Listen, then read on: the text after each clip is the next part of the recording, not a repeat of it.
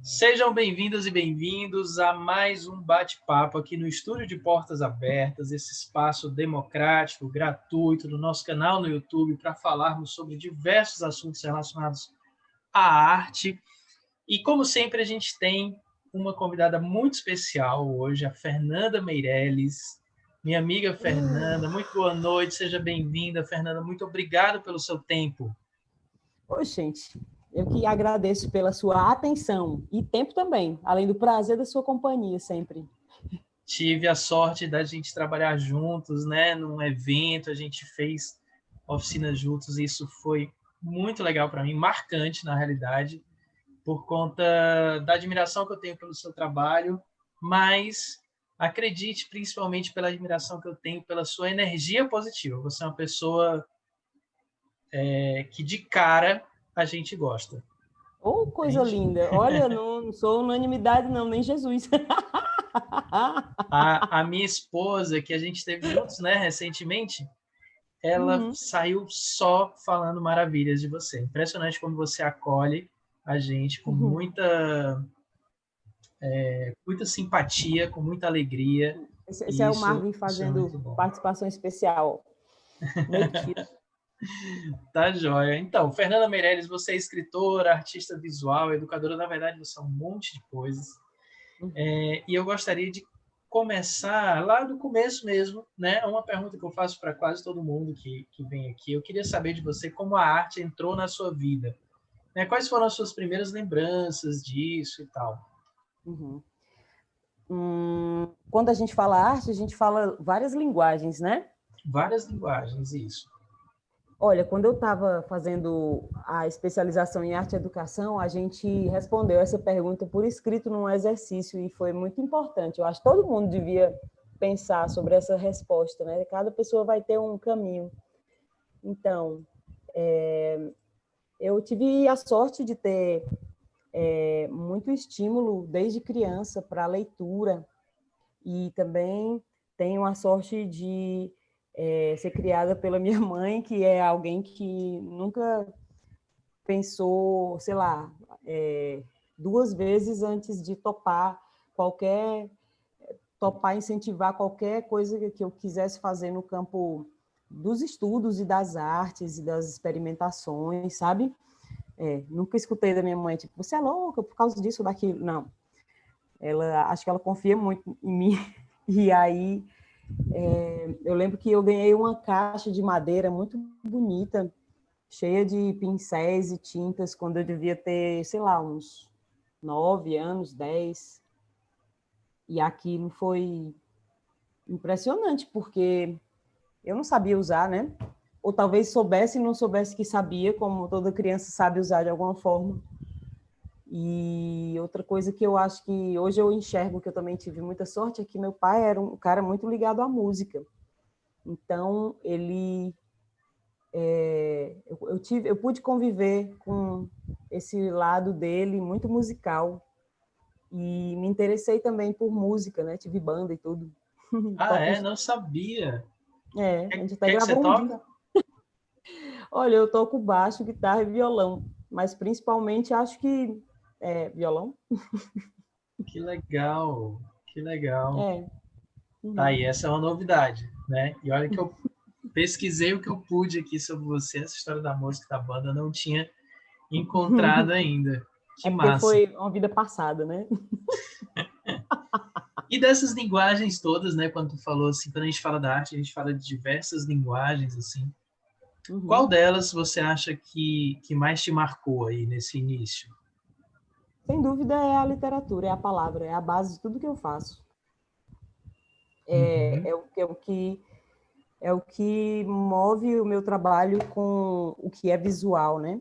Eu concordo com a uhum. Tessia e mais gente quando ela diz que a literatura é uma arte visual, porque são signos que fazem a gente imaginar uma narrativa ou, no caso do poema, imaginar um quadro, né? Cenas. Então, tá tudo, se a gente começar a olhar com atenção, tá tudo interligado.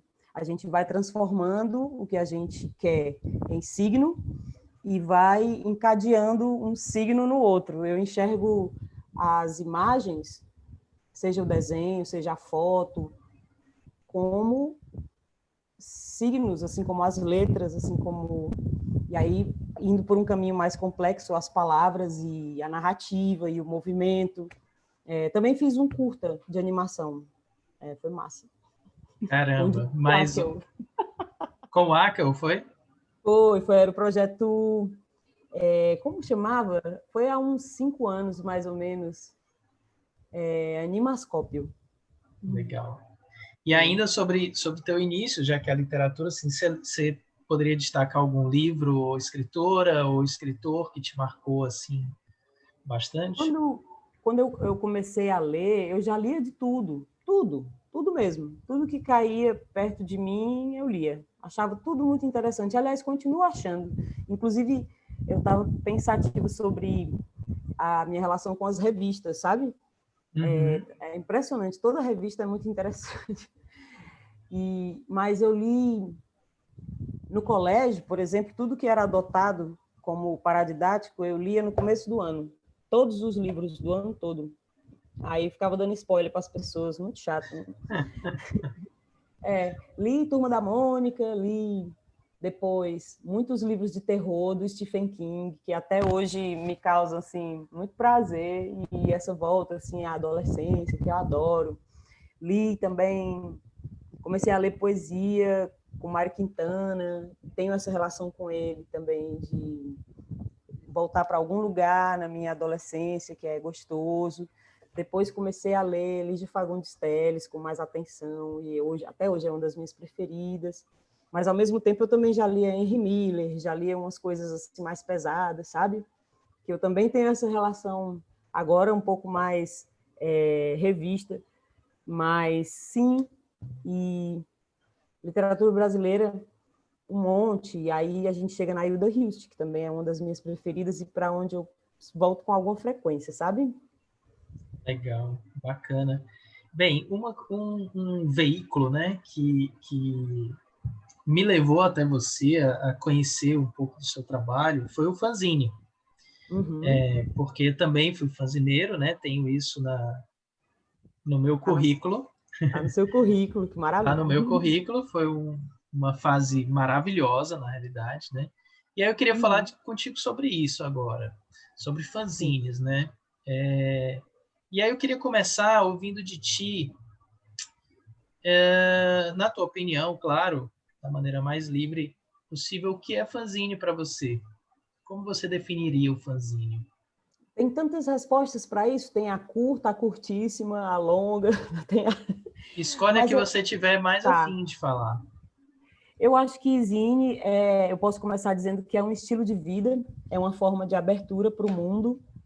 Em geral, é algo que acontece na vida das pessoas por um período curto, mas muito marcante e define muitas posturas políticas que a gente leva ao longo da vida. Posturas políticas no sentido de questionar tudo que está ao redor, já que quando a gente faz fanzine, muita coisa acontece, que é se apropriar dos meios de produção, ter outra consciência a respeito do que é feito, porque quem faz zine acaba se ocupando de todas as etapas de criação de uma publicação. Então, são muitas habilidades que são trabalhadas aí, e a gente se coloca em muitas situações que, criando outras coisas, não aconteceria. A distância entre público e autor é muito inexistente, eu acho.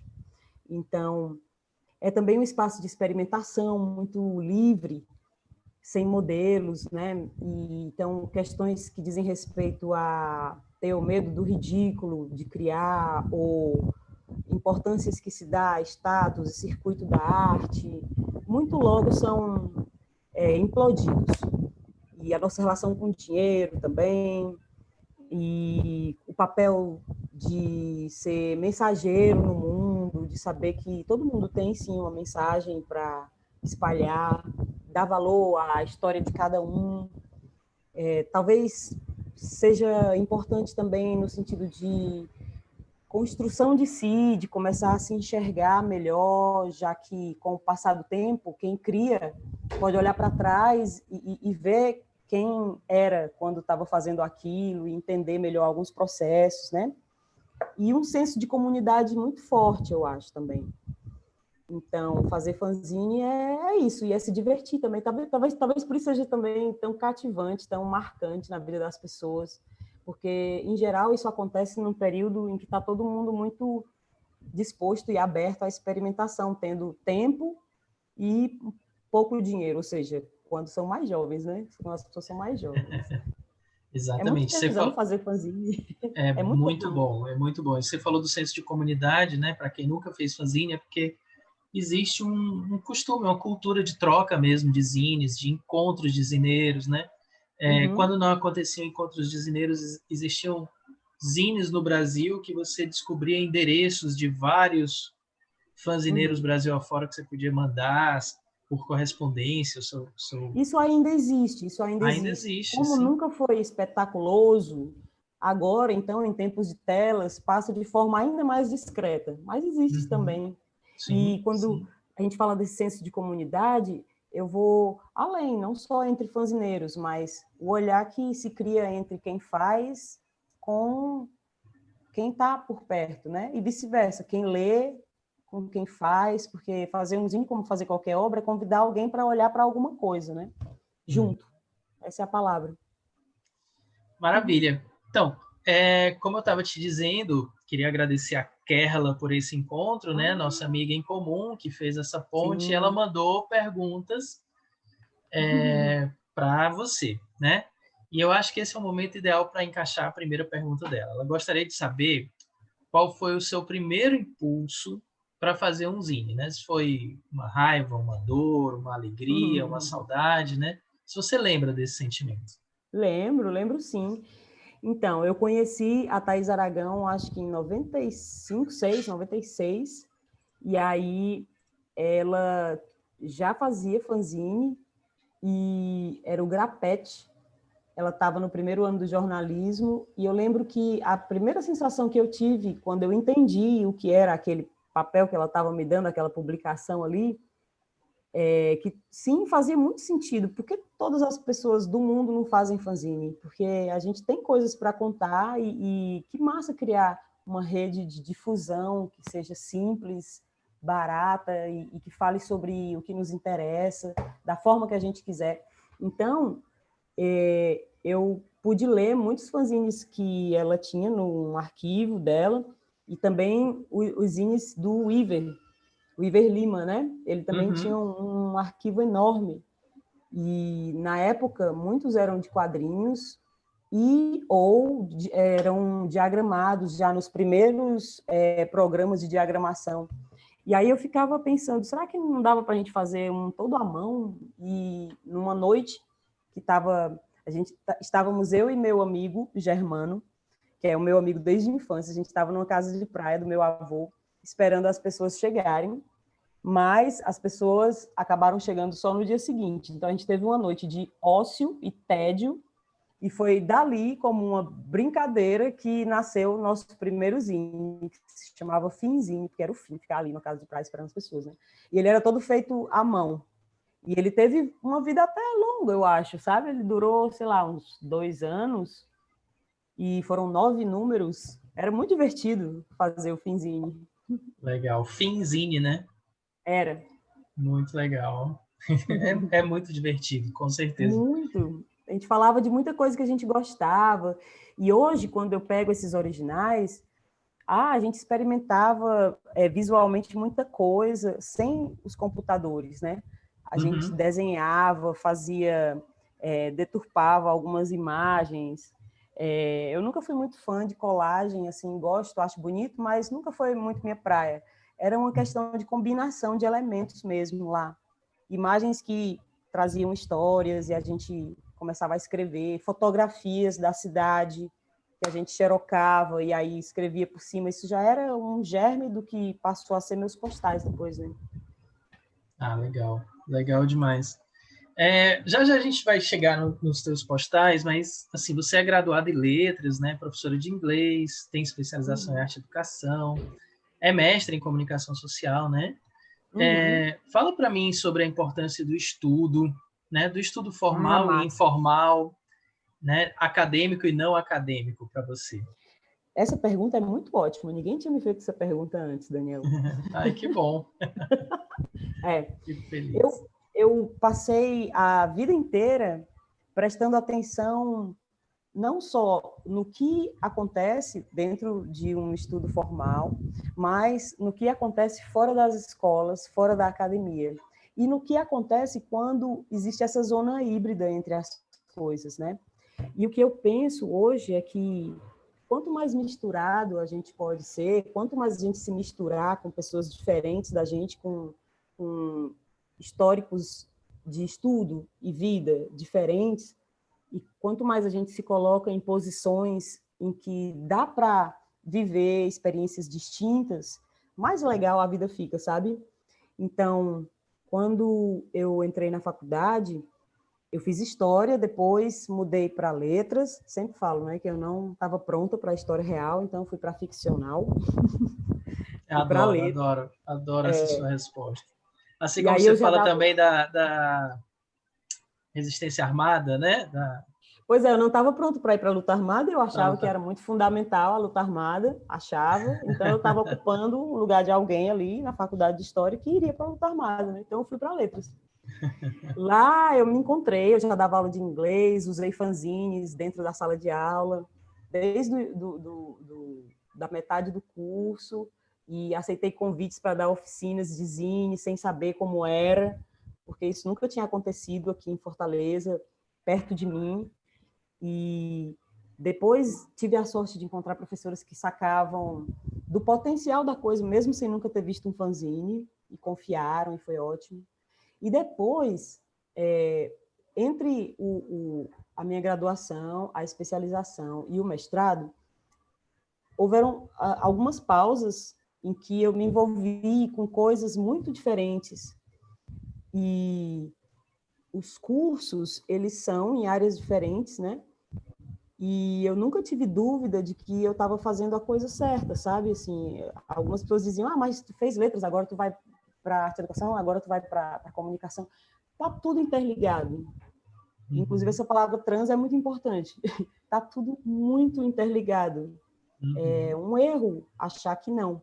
E no meu caso, eu só tive benefícios em ter uma formação tão múltipla assim, e entre um curso e outro ter demorado o tempo que eu achei que devia demorar para tentar. Quando eu fui fazer o mestrado, me perguntaram na banca, né? Por que você demorou tanto? Porque foi um intervalo de 6 anos entre a especialização e o mestrado. Aí eu falei, ué, porque eu não ia fazer só por fazer, só porque é uma sequência de eventos que todo mundo acha lógico. Eu queria fazer mestrado na hora que eu achasse que eu deveria fazer, que é agora, que estou pronta e que quero, né? Então, eu tento, de fato, não fazer as coisas sem querer. Aí, alguém perguntou assim, mas você trabalha? Eu disse, que tipo de trabalho? Todo mundo está trabalhando, a gente está sempre trabalhando, eu estou sempre trabalhando. Mas também decidi não ter chefes nem empregos já há um tempo. E aí, lá, ele também me perguntaram, por que você demorou mais do que o normal para terminar o curso de letras? Eu disse, na época eu trabalhava muito em cursos de inglês, e quando eu pegava uma disciplina que eu achava que o professor não prestava mesmo, aí eu trancava e esperava encontrar algum que funcionasse de fato, que eu sentisse que eu estava vivendo algo importante ali. Então eu demorei acho que um ano e meio a mais, e foi ótimo também. Eu acho que as coisas têm um tempo certo delas, a gente não pode ignorar isso, né? Com certeza, com certeza. Essa resposta é Mas preciosa. só complementando também sobre as experiências de educação não formal, talvez sejam, não sei, não dá para medir, não é preciso medir o que é mais valioso, mas para mim é claro que foi muito complementar para a minha formação. Todas as vezes, há 20 anos, 15 anos, quando eu topei fazer coisas de forma voluntária, e eu estava aprendendo a fazer enquanto fazia e estava experimentando, eu percebia que cada oficina de zine, cada aula ali saía diferente. Por mais que você trabalhe no mesmo lugar, com as mesmas pessoas, a cada dia existe uma combinação diferente de fatores ali. Então, isso me fascina muito. E eu acho que, muito tardiamente, eu me aproximei de experiências de educação ligadas, por exemplo, ao MST. E é impressionante o que dá para aprender quando a gente se afasta um pouco do que é tido como padrão, sabe? E não só do MST, mas em espaços anarquistas, colaborativos, e em como muito da teoria que a gente estuda nas grades curriculares, né, dos bancos de faculdade, podem se extrapolar e ser usadas de formas diferentes por aí, sendo algo que traga mais felicidade para todos os envolvidos, professores, alunos, pessoas que não têm exatamente esse nome, que é ainda mais interessante. Maravilha. E você falou que decidiu já há um tempo, né? Eu vou falar assim, ter uma relação diferente com o trabalho, não ter patrão, né? Não tá necessariamente, né, batendo ponto numa determinada empresa. Eu vou pegar esse mote para te perguntar como surgiu a Loja Sem Paredes. Então, tem tudo a ver com E o isso, que é, né? né? Para quem não conhece, vai que alguém que está assistindo não conhece também o que é a Loja Sem Paredes. A minha família não é uma família rica, a gente é de classe média, minha mãe trabalhou como enfermeira, já se aposentou, e eu pude estudar num colégio particular, no Cearense, mas quando eu cheguei no terceiro ano, ficou muito claro para mim que eu jamais estudaria numa faculdade particular, porque essa relação de dependência e de sofrimento com o dinheiro era algo que eu queria evitar desde cedo. Então, eu passei para uma faculdade pública. Hoje, eu enxergo claramente o privilégio que eu tenho de ter tido esse impulso primeiro dos meus pais e ter estudado em faculdades públicas, né? Mas trabalhei muito tempo com cursos de inglês e tudo está ligado, né? Eu percebo como o que é tido como um sistema posto, único caminho de carreira, de rotina diária, de trabalho, pode acontecer de outro jeito. Óbvio que o fato de eu não ter filhos, o fato de morar na casa da minha mãe, que é a casa da minha família, né? Influi diretamente no meu estilo de vida. São escolhas. E penso também que quando a gente é artista, existe um momento em que sempre bate essa pergunta, né? Posso viver disso? Como farei para viver disso? Então, existem vários caminhos. O caminho do mercado da arte, do circuito da arte, não foi o caminho que eu segui. E tenho muita preguiça de procurar editais, muita preguiça. É um problema, às vezes, explicar isso para as pessoas. Já fui jurada de editais, talvez por isso, porque eu nunca proponho nada. Mas isso só é possível, principalmente porque eu não consumo muita coisa. Eu gasto pouco dinheiro. Eu realmente não compro quase nada. Tento comprar o mínimo possível das coisas. Tento manter um padrão de vida que seja possível, de bancar, dando minhas aulas de inglês, fazendo algumas traduções. E a Loja Sem Paredes veio lentamente, desde a faculdade, quando eu fazia zines e vendia para pagar xerox, merenda, ônibus, farras, e depois comecei a fazer postais. Isso há 20 anos. De uns 10 anos para cá, foi que eu comecei a pensar a Loja Sem Paredes de uma forma mais elaborada.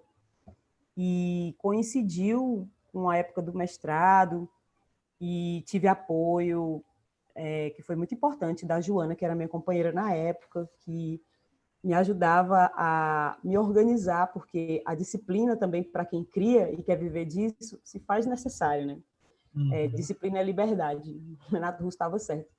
Então, para a gente ser livre, os anarquistas também sabem disso, a gente precisa ter disciplina. E eu tento.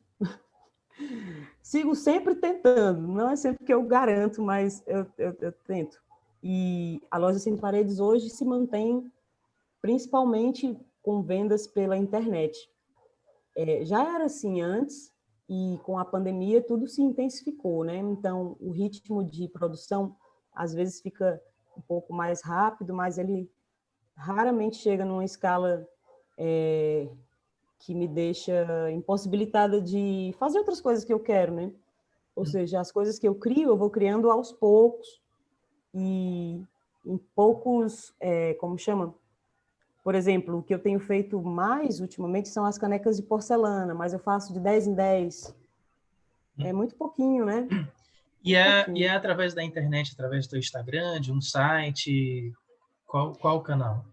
Então, hoje o que eu tenho usado mais é o Instagram, Fernanda e a Loja Sem Paredes. No Uhum. Facebook existe um álbum, uma fanpage que é a Loja Sem Paredes e que serve como um grande arquivo, mas entre 2012 e 2016, 17, eu participava de muitas feiras Sim. expondo, e não só feiras, mas eu levava a Loja Sem Paredes para lugares que tem fluxo de pessoas. Uhum. Então, quando eu comecei com os postais, eu sempre andava com eles e oferecia para as pessoas, quer ver, quer comprar? Então, esse lugar do artista e do vendedor ambulante, para mim, também é muito próximo, sabe? Eu acho bacana não ter crises com isso. Percebo que algumas pessoas querem, ainda tem o tique nervoso e colonial de colocar o artista como um iluminado que não pode falar abertamente quanto é uma coisa ou vender a própria obra. Tem gente que fica meio, não só quem é artista, mas também quem quer comprar. Parece que se quebra um encanto aí, sabe? Em falar sobre isso como aquela fala de um pão. Bem, falar em Kerla novamente, falar também você já citou anarquismo duas vezes, né? Seu trabalho ele é muito político. Essa pergunta também é dela, né? E eu acho que esse é o momento ideal para encaixar essa segunda pergunta dela. Então, como você acha que a Loja Sem Paredes expressa o que você deseja para o mundo politicamente? Então, uma das frases que eu uso, que eu escrevi, fale sobre o que você quer que exista, né? Então, eu tenho uma relação com a escrita que é bem particular e com as palavras também que a gente usa, seja no dia a dia, seja no trabalho, seja escrevendo, seja no amor, seja entre amigos, seja dizendo o que quer do mundo, enfim. Eu acho que as palavras realmente são formas de construir realidades. Isso é quase uma feitiçaria, sabe? Não é à toa que eu acredito na igreja lesbiteriana ortodoxa e no carnaval eu saio de freira, né? Quando o verbo se faz carne. Mas eu acho que, como Paulo Freire também colocou, a palavra ajuda a construir mundos. E quando eu escrevo, eu quero que aquelas coisas consigam falar por mim, no meu lugar, e que sirva como pontes entre as pessoas e entre um mundo melhor que esse, sabe? Eu já tive algumas crises com relação a isso, porque aqui e acolá aparece alguém que diz assim, mas eu acho tão fofo o que tu faz. Aí eu penso, droga, errei. Não é para ser fofo, entende? Porque eu não acho que o mundo é fofo. O mundo é uma grande bosta também. Tipo, porque dá uma paz, assim, não tem paz. Não tem paz, não. Paz é ilusão. Paz é um discurso aí meio esquisito. Então, o que eu acho é que eu tenho vivido de uma forma que eu não quero me afastar da galera que está mais lascada do que eu. E eu também não quero ignorar o que eu vejo. Mas, ao mesmo tempo, eu penso que é possível existir uma arte que seja mobilizadora, ou seja, algo que a gente sinta energia de agir, uma potência para criar, para intervir, para mudar relações humanas, sabe? Quebrar uns muros entre as pessoas. Acho, e sem perder de vista que temos problemas, muitos problemas. Isso faz parte do que me faz criar também. Então, o fale sobre o que você quer que exista é algo que eu repito para mim. Tudo que eu escrevo, eu quero repetir para mim também. São como pequenos mantras, pequenas salvações, sabe? Então, é curioso como, às vezes, o tempo passa e eu nem lembro direito de tudo que eu já fiz, mas aqui e acolá as pessoas fotografam e me mandam um postal, ou um quadro, uma coisa, e às vezes chega assim numa hora ótima. Aí eu digo, muito obrigado por me lembrar. E quando eu digo isso, não é obrigado por lembrar de mim, não, não é só isso, é obrigado por me lembrar disso. Uhum. É assim, é Legal, bom ter em mente legal. isso. Legal. E assim, nas minhas pesquisas, né, vendo você dando outras entrevistas, teve uma coisa que você falou que me chamou muita atenção, né? Muitas coisas que você fala me chamam muita atenção. Mas foi uma... Você questionou, levantou a ideia de outras formas, né? Que existem outras formas de lidar com o trabalho, com o dinheiro, com o tempo. E eu acho que tudo isso que você está falando tem a ver com esse tema, né? E aí eu queria saber da Fernanda qual é a sua forma de lidar com o trabalho, com o dinheiro e com o tempo. Então, eu tenho repensado sempre isso, porque ultimamente eu trabalho, meu último trabalho em que eu lidava com muitas pessoas ao mesmo tempo foi em 2012. Em 2012, eu fui coordenadora das linguagens artísticas, 2011 e 12. Fui coordenadora das linguagens artísticas do Centro Cultural Bom Jardim, que foi também um lugar onde eu dei muita aula e com oficinas de fanzine, cursos de leitura e escrita, e pude fazer o mapeamento das escolas do bairro, e foi assim muito precioso para mim essa experiência. Mas eu percebia que a hierarquia da forma como ela é colocada é algo que me dá nos nervos, sabe? Assim, eu tinha opção. E existe um preço a pagar por isso também, né? A Lina Luz era minha colega, chefe direta, e com ela eu tenho uma relação maravilhosa até hoje. E ela entendia isso, mas, veja, o Centro Cultural Bom Jardim, ele sempre foi um equipamento dos equipamentos culturais mantidos pelo Estado que ele é renegado, né? Assim, ele nunca foi tratado com a dignidade que deve ser tratado. E aquilo me fazia muito mal. Então, eu trabalhava com preparação dos professores dos cursos de arte, de várias linguagens, com essa preparação de pessoas que também eram da comunidade, ex-alunos, e de repente estavam dando aula também. Então, eu estava muito próxima para perceber como era a vida daquelas pessoas e de repente chegou a não ter papel para ter curso. Então, assim, eu ouvindo aquilo, fazer o quê? Tá aqui no Facebook, olha só, não tem... Alguém quer doar resma de papel A3? E aí, rapidinho, chegou, sabe? Então, eu converso muito com o Fabiano dos Santos sobre isso desde sempre. O Fabiano dos Santos é secretário de Cultura, né? E a gente tem uma amizade muito antiga. E quando ele voltou de Brasília, ele me convidou para fazer parte da equipe dele, e na época eu andava com o moicano, assim, eu disse, não, não vai rolar. Não dá, Fabiano, veja. E aí, inclusive, quase rolou antes da pandemia, ele me convidou de novo, ou seja, muitos anos depois, e aí eu pensei, tá, agora eu acho que pode rolar, para trabalhar na biblioteca pública, que vai reinaugurar aí, né? Mas aí veio a pandemia e tudo mudou de novo. Mas eu toparia, porque seria uma experiência muito nova para mim, e talvez agora, depois de tantos anos, eu já vejo de outras possibilidades, sabe? Mas, ao mesmo tempo, é muito bom ter uma rotina tranquila, onde eu posso ter, muitas aspas, controle sobre o que eu quero fazer, quantas horas por dia eu quero trabalhar, com quem eu quero trabalhar. Ave Maria, isso aí é muito... Para quem eu quero trabalhar, voluntariamente ou não. E então, hoje, eu tenho muitos alunos de aulas de inglês e aprendo com esses alunos também, que é algo que eu fico pensando, eu quero fazer isso porque com essa pessoa eu também estou aprendendo, né?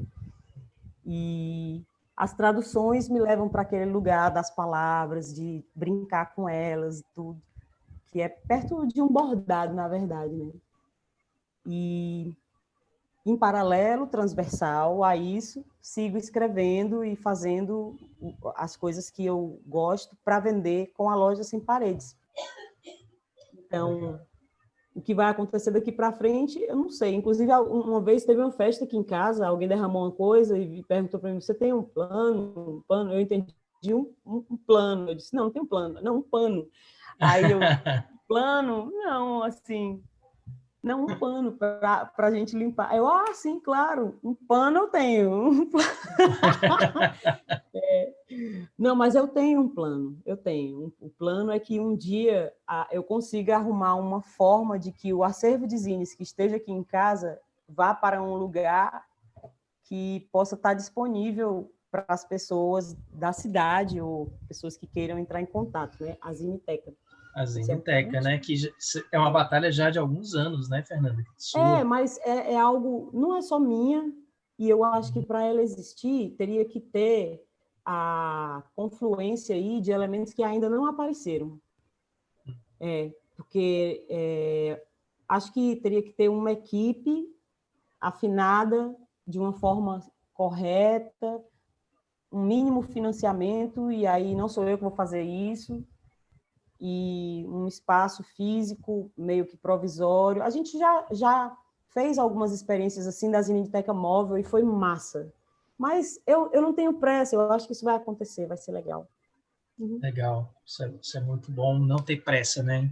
Entender que as coisas Assim, têm seu tempo. Olha, exato. como eu disse lá no começo, assim, você é uma pessoa que faz muitas coisas, né? Você fala dessa liberdade, né? Você usou aspas, assim, desse controle do que fazer e tal, mas você faz muitas coisas. Quando a gente lê sobre você, pesquisa sobre você, a gente descobre muitas coisas. Dentre elas, assim, você trabalha ou trabalhou, né? Com redes de comunicação, com Sim, antropologia da escrita, com novas literaturas e com alfabetização visual. exato. Claro que eu não devo ter citado tudo aqui, né? Mas uma das coisas que mais me deixou curioso, assim, acho que por motivos muito pessoais e eu fiquei entusiasmado mesmo, foi com esse termo alfabetização visual. Eu acho até que tem a ver com o que você falou lá no começo, né? De que as letras são signos, assim como as fotos, como as imagens, mas eu queria que você falasse um pouco mais sobre isso, pode ser? Assim, Sim, essa é uma curiosidade muito minha, sim, sim, mas eu sim. fiquei muito interessado em saber mais sobre alfabetização visual. Como é que as pessoas ficam entediadas no mundo? Tem tanta coisa para a gente descobrir, né? Eu não Não sei. é? Olha, inclusive, esse período é ótimo para a gente falar disso, porque cada vez mais a gente vive numa era da imagem, das telas, né? O tempo todo a performance, ou seja, como a gente fala, o que é que está atrás de mim, que gesto eu faço, sabe? Se aparece o Marvin ou não. Cada vez mais a gente vive estimulado por imagens. E quando eu fiz o mestrado, em 2012, mais ou menos, eu pude me aprofundar um pouco nessas leituras, e existe um outro nome para isso, que é a alfabetização midiática. A gente está agora vivendo o segundo turno de eleições em Fortaleza, né? Onde pessoas que são ligadas a esse governo reacionário, aí, retrógrado, do mal mesmo, têm incorporado na forma de falar, em como se apresentar, já tem um tempo, isso não é novo não, mas elementos que vêm dos pastores de templos religiosos e dos apresentadores de TV, e dos vendedores também. Existe um alfabeto visual, sabe? Que está no tom da voz, nas palavras, nos gestos. Eu estou citando isso como um exemplo para te dizer do que se trata, né? Uhum. Que está aí, e as pessoas estão consumindo, achando que estão vendo coisas diferentes, mas é a mesma coisa, que é como a imagem está existindo para compor um discurso de uma forma que anestesia quem está ouvindo, e as pessoas compram uma coisa achando que estão comprando outra, né? A imagem que é criada, por exemplo, de um político que é tido como homem salvador, herói, cidadão de bem, né? Pessoa justa, homem de família. Como é que a gente identifica essas coisas? Isso é um exemplo. Então, desde das letras, quando a gente estuda semiótica, e que vê que, por exemplo, outro exemplo, esses dias eu recebi uma doação de muitas revistas usadas, e dentre elas tem muitas heavy metal, né? Aquelas revistas de quadrinhos dos anos Sim. 90, tem muitas Mad, tem um Legal. Cacete Planeta. E aí eu fui ver essas revistas hoje, depois de ter estudado todas essas coisas e vivido algumas coisas e percebido outras. Gente, é muito tóxico. Que imagem de mulher, de homem, de Brasil, de política foi criado na cabeça. Geralmente eram adolescentes homens que liam essas revistas. Nessa geração que nos anos 90 devia ter 13 anos, sei lá. Que imagem de sexo, sabe, assim, deturpada, assim, em que a mulher é sempre um objeto e submisso. Não condiz com a realidade nenhum, de forma alguma. E que tipo de coisa esses veículos que eu vejo hoje, que a Cacete Planeta, por exemplo, pegava essa função da sátira, né, de fazer piada com tudo na política, tem seu valor? Tem seu valor.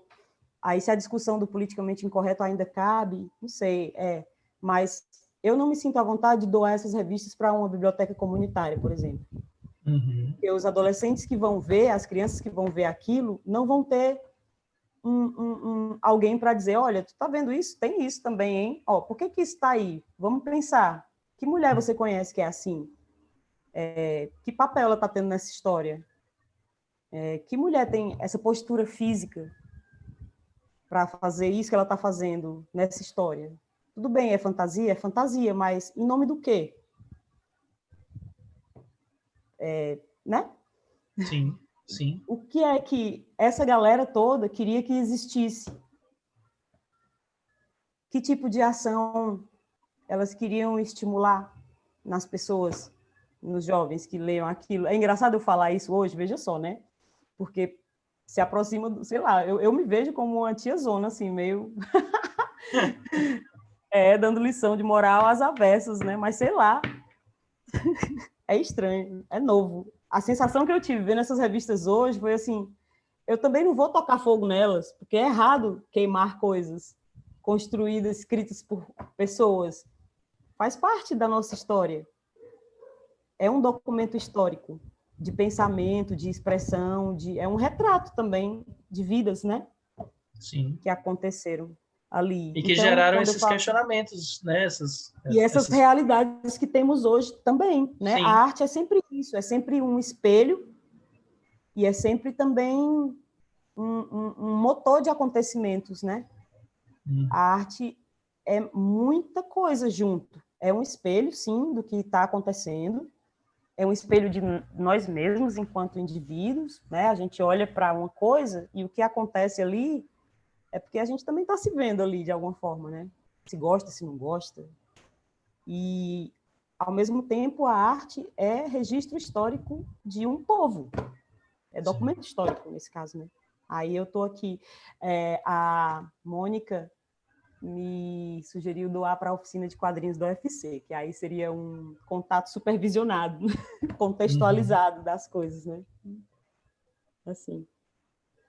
Pode ser uma boa, né? Que aí fica sob a supervisão do Ricardo Jorge, né? Há uma pessoa que sabe do que se trata, eu acho. Sem dúvida. Que peso isso teria hoje, né, nas discussões. Uhum. E aí, quando a gente fala de alfabetização midiática... E não atingiria crianças também, né? Ou adolescentes, sem né? São adultos. acompanhamento. Uhum. Exato. E eu vejo, nesse caso, da galera dos quadrinhos, a gente mais ou menos teve essa conversa antes, né? Antes, não só dos quadrinhos, mas da literatura também.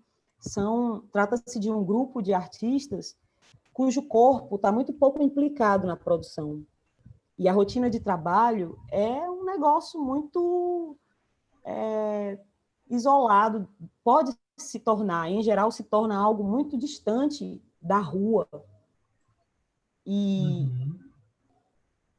existe a espera de um intermediário que vai publicar aquilo e depois de um circuito de crítica que vai validar aquilo e depois de um mercado que vai botar aquilo para vender. Então, o artista vira essa pessoa distante, descolada do mundo que vive, sabe? Muitas vezes, preocupado com o próprio ego e as contas para pagar. É meio amargoso aí. Isso eu fui percebendo me tornando mais presente nas movimentações sociais da cidade, indo lá ver, sabe? Assim, tem uma ocupação, assim, vamos lá ver, vou lá ver. Aí criar zines com as pessoas para que elas falem o que elas querem dizer mesmo, desenhando, escrevendo. E aí, assim, alguns padrões de bonito, feio, bom, ruim, vão para o ralo. O que importa é a função da coisa, sabe? No âmbito individual e coletivo mesmo. Sim, sem dúvida. Isso me levou a lembrar também de uma fala sua sobre a relação do seu trabalho com o seu corpo, sua casa e a cidade, né? Isso. Como coisas absolutamente interligadas, não é isso? Totalmente, sim. Então, e isso me lembrou muito, e eu não sei se isso faz algum sentido, mas eu fiz uma ligação especialmente com os seus postais. Claro que eu poderia ter feito com os zines também, né? Mas os postais me remeteram à cidade, os postais têm escrita à mão, e aí me remeteu ao corpo, né? Exatamente. E a cidade como sua casa, o corpo como sua casa. Eu viajei muito nessa relação. Você foi Então, direto lá na confluência das coisas. Você sacou como pouca gente sacou fala até você agora. sobre isso, porque eu acho que você eu acho que você tocou num assunto bom para tratar sobre isso, sobre essa relação entre corpo, casa, cidade, né? Não se distanciar das pessoas, enfim. Exato. Tudo que a gente conversou até agora está muito interligado. Eu acho, inclusive, que coerência deve ser um bom norte, sabe? Para a vida. Eu estou com 42 anos, eu acho que eu agora sou uma jovem senhora, né? De meia idade. E eu fico feliz em perceber que não sempre, mas com frequência, eu consigo ser coerente no que eu quero e no que eu faço e como eu faço. Então, essa relação casa-corpo-cidade aparece o tempo todo, não só como conteúdo, mas como isso influencia até o suporte das coisas. Por exemplo, os postais são das coisas que eu mais gosto de fazer. E aí, já tem 20 anos que eles... Foi mais ou menos na mesma época. Não, eu comecei a fazer zines antes. Eu comecei a fazer zines em 96, mas os postais em 2000, mais ou menos. E eu comecei a fazer postais porque eu sempre gostei de escrever cartas e eu pensava, não tem postal das coisas que eu quero mandar de fato num postal. E naquela época não existia câmera digital ainda, então não era tão simples. Mas eu percebi também que os postais, eles não precisam ser exatamente da catedral da cidade. Se ele é um postal que sai daqui, ele é daqui. Uma vez eu estava numa feira e uma menina perguntou, tem postal de Fortaleza? Eu disse, todos são de Fortaleza. Eles nasceram aqui. Nós não estamos em Fortaleza? Então, sempre que eu escrevi uma carta, que eu escrevo uma carta, o cabeçalho é Cidade Solar, de tal, de tal, de tal. Cidade Solar é uma cidade possível para mim, que faz sentido para mim. É Fortaleza do jeito que eu me sinto melhor. Às vezes ela existe, às vezes ela não existe. E quando eu fiz uma coleção chamada Cidades Internas, eu fiz algumas placas de sinalização com os desenhos que o Ramon fez, com as minhas frases. Foi quando eu fui morar fora por 6 meses, e aí eu pensei, eu preciso ter algum objeto que eu possa vender, e as placas, elas existiam na primeira versão em inglês e em francês. Onde foi que você morou, Fernanda, nesses 6 meses? Eu passei a maior parte do tempo na Holanda, mas na França também. Eu fui para um intercâmbio, quando existia um Ministério da Cultura incrível, pelo edital de intercâmbio e difusão, eu fui pesquisar as zinetecas pela Europa, e na França existe uma das mais antigas do mundo, que é em Poitiers, que é a cidadezinha onde Michel Foucault nasceu, olha só. E aí eu fiz um intercâmbio lá de 1 mês.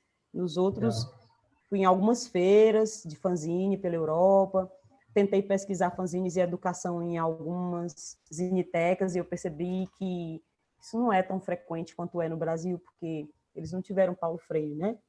Então, a relação deles com fanzines e escola é outra. E aí, quando eu estava nessa viagem, eu tive que criar algo, e o conteúdo disso veio também porque eu pude enxergar o que é se deslocar e fora da minha cidade, como era então que eu ia me sentir em casa, como é que eu ia me sentir, né? Aí, cidades internas, então, eram placas de orientação para as cidades dentro da gente. Mas isso é um tema tão antigo que, até quando a gente teve a banda, em 96, 97, a gente chegou a gravar o disco também no começo dos anos 2000. Tem uma música lá que chama Meu Interior, e tem a ver com isso. E é isso, aqui em Fortaleza, como a cidade foi criada de um jeito tão maluco que quase ninguém tem os 4 avós nascidos aqui. Todo mundo tem um interior, onde, né, vai de vez em quando. Eu vou para o meu interior. Onde é o teu interior? Aí a gente pensava sobre essas coisas e eu fico... Tudo isso está ligado, né? Meu pai sempre morou no interior, minha mãe é daqui, mas eu nasci no Pará, que é uma cidade que eu não conheço, um estado que eu não conheço. Eu nasci em Marabá, eu vim bebê, nunca voltei. Comecei a viajar muito tarde, eu acho, a trabalho. Sempre tive muito problema para viajar, mas melhorei muito para descobrir o prazer de viajar. Demorei muito. Inclusive, hoje em dia, eu acho que todo mundo gosta mais do que eu. E você descobriu o prazer de viajar? Porque eu não descobri ainda. Existe. Eu tô me identificando com muitas coisas que você está falando, queria deixar registrado aqui. Talvez você tenha passado também por esse momento da vida, do que é ser artista cearense, ou do que é ser cearense que tem um momento em que todos os amigos vão embora para outras cidades. E aí, você não tinha vontade de ir embora. Você fica. E aí, no final do ano, todo mundo vai se reencontrando, né? Aquela final da novela, que o pessoal vem passar Natal, né? Tipo agora, mas com a pandemia não dá. Mas quando eu comecei a viajar, era meio que uma lua de mel estendida. E aí esse era o motivo principal. Feliz esse motivo, né?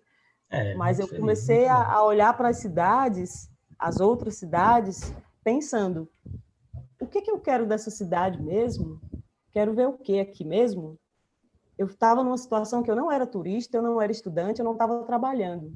Então, eu ia para as cidades sem o menor deslumbramento, assim. E aí eu fui percebendo o que é que importa para mim nos lugares. Eu quero estar onde as pessoas se misturam, onde as pessoas se expressam, onde as pessoas se movem coletivamente, minimamente por um bem comum, e onde a palavra está no meio como ferramenta, e onde a gente não precisa gastar muito dinheiro e que as relações de trabalho sejam de outra forma. E eu fui percebendo que tem gente assim no mundo todo, seja lá em Heriotaba ou em Paris, tem. É só procurar. Sempre tem. Legal.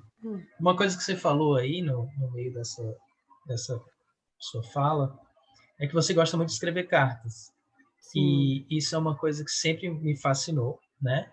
Eu sou de uma Uhum. geração que ainda escreveu cartas, né? E recebia cartas. Eu sei que as Sim. pessoas ainda escrevem, mas é porque É mais talvez cada vez raro. mais raro.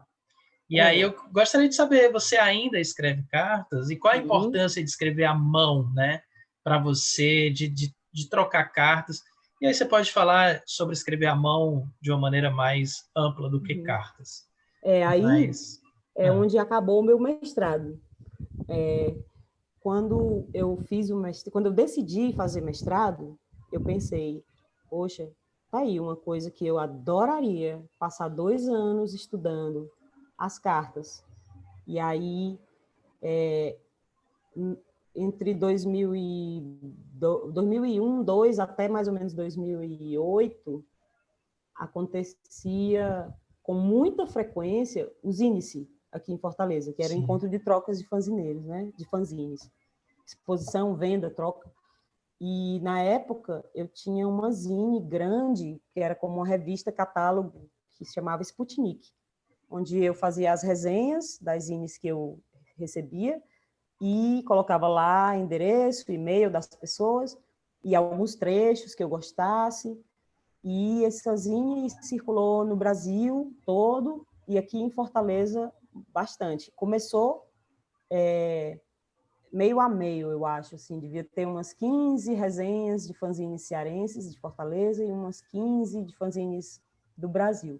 No último Sputnik, eram quase 140 zines,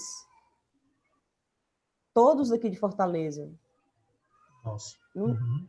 Então, era algo realmente singular também, e aí principalmente eu achava, as pessoas moravam na mesma cidade, as pessoas faziam fanzines, se encontravam, podiam se encontrar nos índice, se encontravam, ou além dos índice, por N motivos, mas ainda assim se escreviam cartas, como se existisse algo que extrapolasse aquela relação verbal ou de publicação.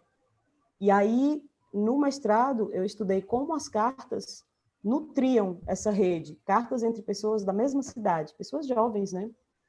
E aí eu escolhi mais ou menos 6, eu acho que foram 6 pessoas que escreviam para o Sputnik, e eu percebia que aquelas cartas eram um espaço muito privilegiado também de perceber a criação e a reflexão daquelas pessoas sobre tudo o que estava acontecendo nelas, com elas, entre nós e com a cidade também. Porque o Zine se acontecia sempre num lugar diferente e público, muita gente descobriu a cidade junto. E aconteceu em vários lugares improváveis, assim, no Terminal do Siqueira, nas escadarias do Correio, no Lago Jacareí, sei lá. As pessoas iam para se encontrar e todo mundo era anfitrião e convidado ao mesmo tempo. E a cidade era, de fato, nossa. Foi se criando uma relação diferente ali. E nas cartas, a fisicalidade das cartas também era muito distinta, porque eram cartas de fanzineiros, né? Então, era um híbrido ali, e comecei a estudar a escrita manuscrita. E, como professora, eu também percebo que tem uma galera aí que está certa mesmo, da antropologia da escrita. É uma área de estudo onde eu ensaiei e talvez um dia eu até vá, porque eu acho muito legal. Às vezes não tem nada para fazer, aí eu vou ler sobre isso. Que é um jeito de continuar estudando, mas é muito realmente natural, porque é muito interessante, né? Então, existe uma escrita que não está dentro da academia, ou seja, na alfabetização, né, se alfabetizar, não está dentro da arte, ou seja, não é o cânone literário, não é escrever para ser publicado e lido, buscando, né, esse status de arte. Fora esses dois espaços, existe um mundo de escrita ao nosso redor. A escrita, de fato, faz parte de ser humano. Aí existe um monte de coisa que entra nesse espaço entre a escrita acadêmica, ou da alfabetização, e da arte, né, da literatura. É o que a antropologia da escrita estuda. Por exemplo, os templos de escrita, o horto do Padre Cícero, os túmulos de algumas pessoas, são todas escritas, né? Alguns bares que são completamente escritos, portas de banheiro, cédula de dinheiro, camisas de colégio no final do ano, as pessoas trocam, escrevem. O ato de assinar o próprio nome é um campo de estudo. E aí tem também a crítica genética, que é como as obras são criadas, como é que um livro começa a existir. Tem uma galera que estuda isso, que é assim, a partir dos bloquinhos de anotação dos escritores. E aí foi se descobrindo que não existe, de fato, um começo e um fim, só existe um momento em que se decide organizar e um momento em que se decide mostrar. Mas o que compõe aquilo já estava na vida daquela pessoa antes e vai continuar a estar e vai aparecer em outras obras também. Aí isso me ajudou bastante para entender o que eu mesmo faço, né? E além disso, existe um espaço de escrita que tem a ver com as escritas de si. Daí entram as cartas, os diários e textos autobiográficos. Então, desde muito pré-adolescente, eu comecei a escrever diários, e ainda escrevo, não com a mesma frequência, não com o mesmo afinco, mas escrevo. E eu percebi também, quando eu comecei a viajar, que escrever é uma coisa que me ajuda a me equilibrar, me ajuda a, de fato, juntar meus pedaços. Quando eu escrevo, eu me equilibro muito bem. E quando eu leio, também. Ler e escrever, para mim, é como, para algumas pessoas, pode ser fazer exercício físico todo dia, ou para algumas pessoas seja dançar, ou para algumas pessoas seja brincar com crianças, né? Beber água. Coisas muito básicas que têm um efeito benéfico imediato, assim, de equilíbrio. Então, com o mestrado, eu pude ler algumas coisas especificamente sobre o ato de escrever de forma manuscrita, né? E como isso dispara alguns processos cognitivos no cérebro, processos cognitivos que dizem respeito à aprendizagem, à aquisição de conhecimento e também ao afeto. E quanto mais eu lia, mais eu via que, poxa, isso é muito incrível. E tem tudo a ver com o que eu faço, porque tudo que eu faço é manuscrito, né? Uhum. Aí já disseram assim para mim, Fernando, vamos criar uma fonte com a tua letra. Aí eu disse, mas é o contrário. Não me interessa ter uma fonte que possa... Não é isso. O manuscrito feito por mim é o que faz sentido para mim. Por mais que seja a mesma frase escrita várias vezes, entende? Uhum. Para mim, faz um enorme sentido pegar cada postal, virar e fazer o verso à mão. E sair escrevendo ali, ou fazer em pequena escala, né? Ou depois, mais tarde, eu percebi que isso podia acontecer de formas outras. Por exemplo, escrever nos muros da cidade faz um enorme sentido para mim. escrever bem grande, Jesus Cristo não curtia grana, em frente à faculdade de medicina. Isso faz sentido, muito sentido. Está publicado no muro, né? Todo mundo pode ver. É assim. E o fato dos postais existirem desde 2000, já perdi a conta de quantos eu fiz. No começo eu contava, né? Mas eu acho que uns 5 anos depois eu parei de contar. São muitos mesmo. E eles estão pulverizados por aí, estão espalhados, se relacionam com aquilo que eu falei sobre o corpo e a cidade de se misturar e se fragmentar mesmo, de sair do controle, sabe?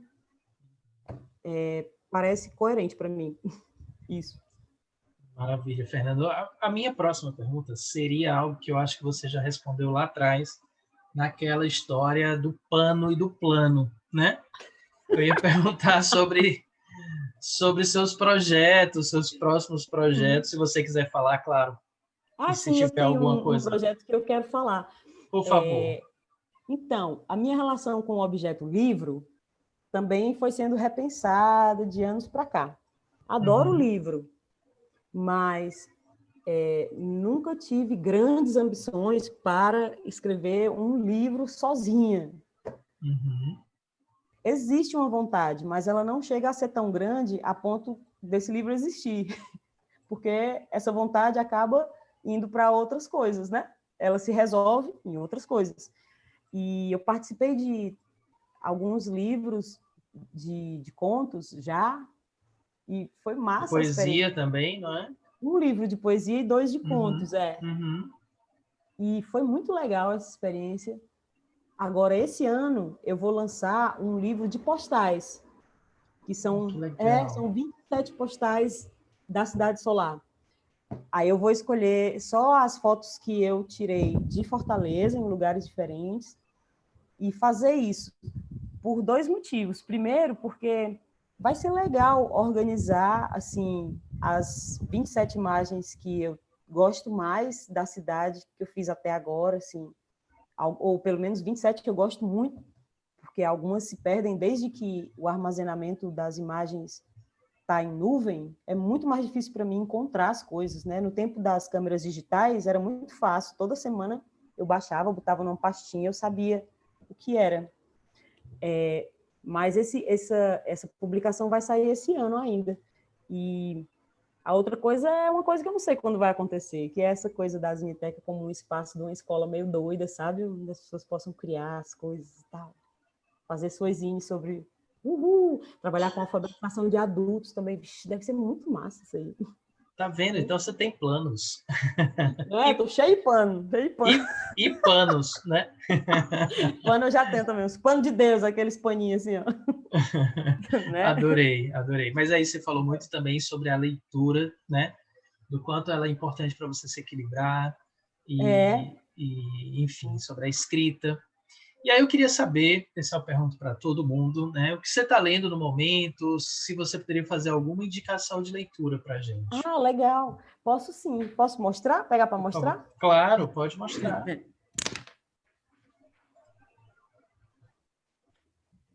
Muito legal, porque tenho 2 livros para indicar agora, que eu estou lendo.